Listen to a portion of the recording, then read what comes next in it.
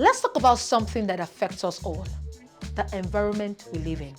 Because sometimes when we complain about flooding, blocked drainage, or the smell that greets you before you even see the refuse heap, we forget that these things don't just happen.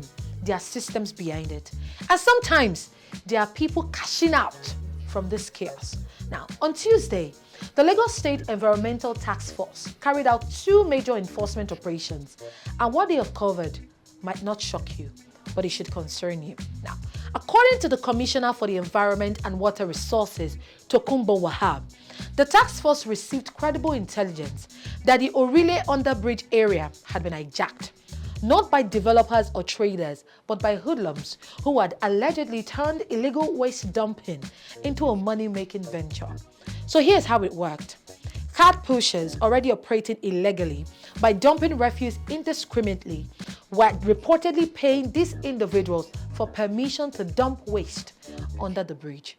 So instead of stopping environmental abuse, some people were allegedly monetizing it. Now, acting on this information, task force officials carried out a raid at about 2:45 p.m. Now, during the operation, 26 suspects were arrested. According to Wahab, some of those arrested admitted to collecting money from cart pushers in exchange for allowing the illegal dumping of refuse. They are now in custody and will face further investigation and possible legal action. I mean, it is really appalling to know that human beings that are indeed normal turn public spaces into private toll gates for debt. And might I add that that wasn't the only operation of the day.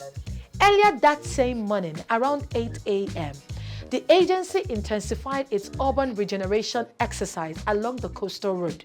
The commissioner stated that some individuals had converted the road setback into makeshift settlements. Wooden sheds had been erected. The corridor meant for public infrastructure had been unlawfully occupied. In response, the illegal structures were dismantled and items stored along the roadside were removed. Now, guys, you see, sometimes I honestly don't understand us. Environmental issues in Lagos are not abstract grammar that we debate on TV. They are real. They show up as flooded streets after just one heavy rain.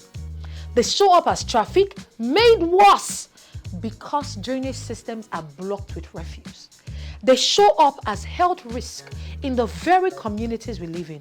And you would agree with me that at some places in this Lagos, in this Nigeria, the smell hits you before the location does. That unless we are suddenly agreed that these smells are now perfumes, something is clearly wrong.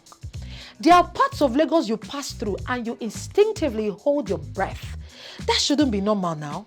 That should be something we laugh about and move on from. Take the stretches around the Lagos-Ibadan Expressway, for example. Some areas have practically turned into open defecation sites. It is not just pleasant, it is unsafe and frankly embarrassing. For God's sake, this is a major gateway into the state. First impressions matter. We cannot keep blaming the government for everything while we actively contribute to the problem. Yes, infrastructure must improve. Yes, waste management systems must be strengthened. Yes, enforcement must continue, but responsibility is shared. We cannot dump refuse in gutters and complain when flood enters our homes. We cannot turn public spaces into toilets and expect a world-class city. We cannot normalize filth and still demand excellence. Enforcement alone is not the full solution. There has to be a civic responsibility. Please, we can all do better.